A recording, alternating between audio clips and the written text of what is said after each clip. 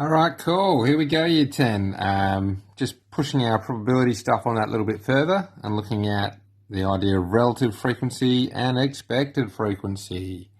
The words themselves sound a little bit overly complex or tricky, but they're not. I'll talk about those right now.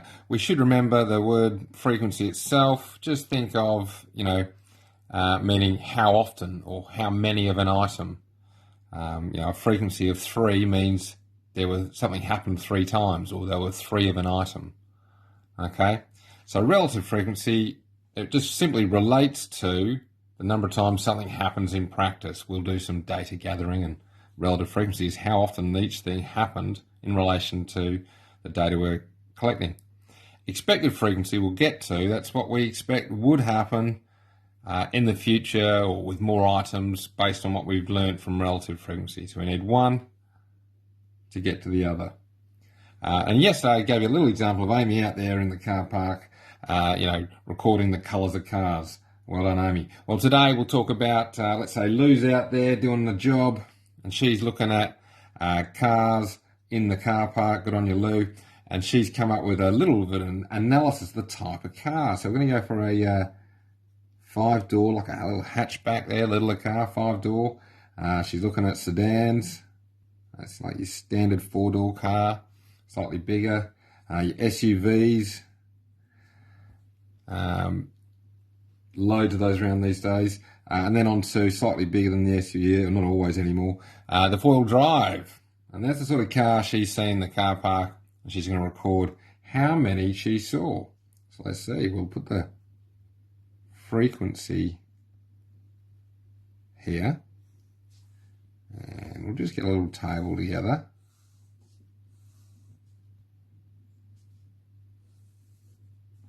Cool, that's my little table.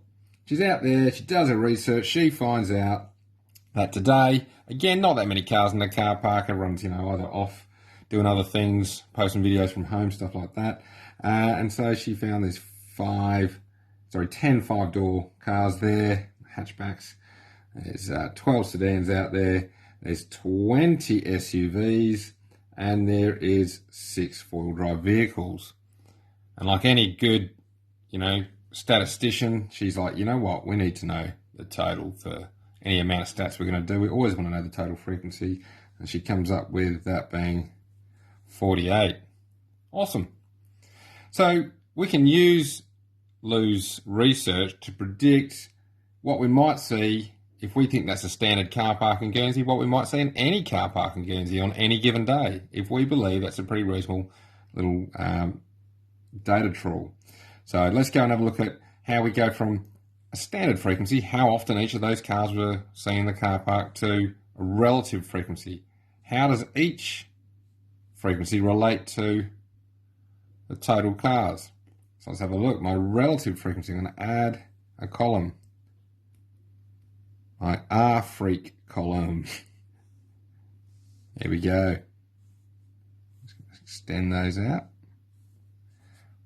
All right, my relative frequency column. So I've really got my 5-door cars, I've got 10 out of 48. There we go, 10 out of 48. Check it out, it's a fraction. And we know fractions are a way to express probabilities. Sedans, 12 out of 48 sedans, or 12 out of the 48 cars were sedans. 20 out of the 48 cars were SUVs, and 6 out of the 48 were 4-wheel drive vehicles. So I actually got a probability expressed as a fraction of the chance of each of those turning up next time. I might look, go out to the car park on Monday morning and go, hey, I should expect, if we believe in our data, we think it's a good valid collection of data, we go through and go, hey, I expect 10 out of 48 cars to be 5-doors. I could predict how many come in. Turns out, actually, if you've got a good enough data set that you go from, these relative frequencies are really, really accurate. You can make future predictions on things happening if you've got a pretty decent data set to start off with. Some people like to turn these relative frequencies into decimals, like just dividing 10 by 48. And you can do that if you like. For these ones, it's not all that useful. I'll do it for you anyway. I have to round these off though. I think that comes out to about 0.208. That's a nice one. It comes out to 2.25. I've rounded this one to 0.417 and round this one to 0.1, or not rounded, it comes out as 0.125. I had to round this one and this one, which is why I just, you know what, leave it in fractional form. If it requires rounding, you're better off just leaving it perfectly accurate in fractional form. Cool, so we've got our relative frequencies. They can be a fraction or a decimal.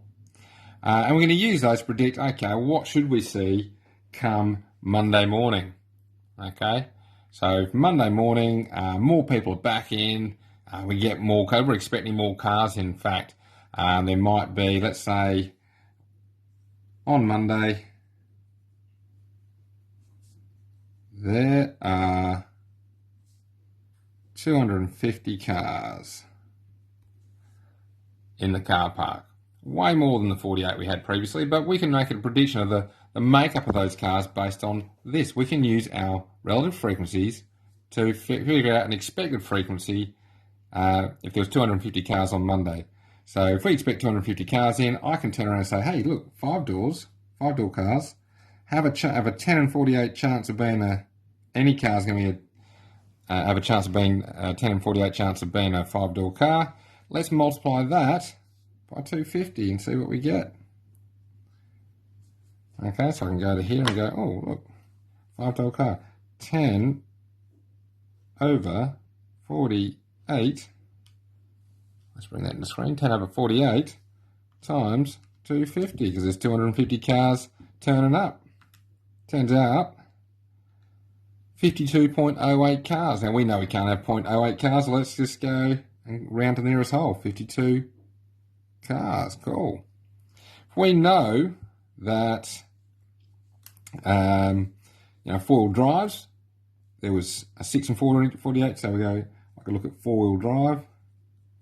There was a 6 in 48 chance of any car being four-wheel drive, so I'm going to multiply that by 250. I can go 6 over 48 times 250 and find out, hey, check it out, 31.25 cars, or 31 cars. And so it's actually really powerful little bit of maths here that we can collect some data, we can grab some relative frequencies from it, and we can use it to predict future events. And that's what I'm going to get you to do today. We're going to be looking at, albeit spinners and dice and bits and pieces, but there's a worksheet on it. You can get the relative frequency sorted from the data that's there. Sometimes you do put into a table yourself, and you can use that to predict how many things you'd expect in the future given what you have already. If you want to look up some ways people use that, or the ways companies use that in the real world, there's the classic case of the Ford Pinto.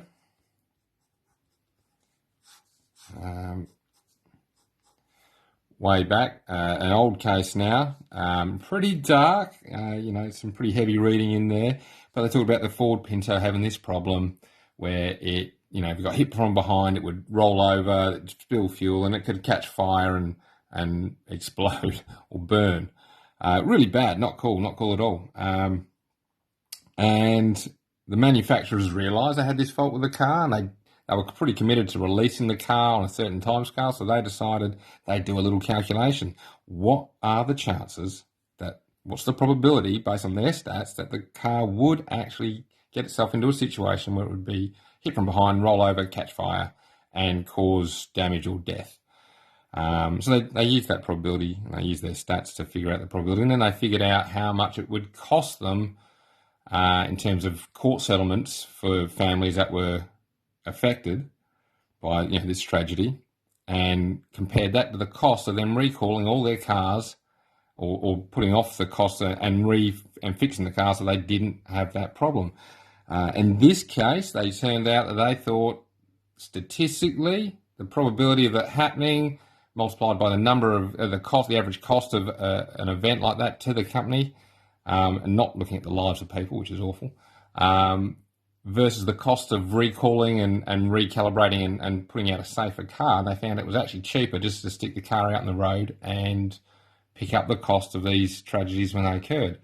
Thankfully, I believe the industry is a little bit more there's a high level of morality applied these days, but that's a really dark use of this relative frequency in practice.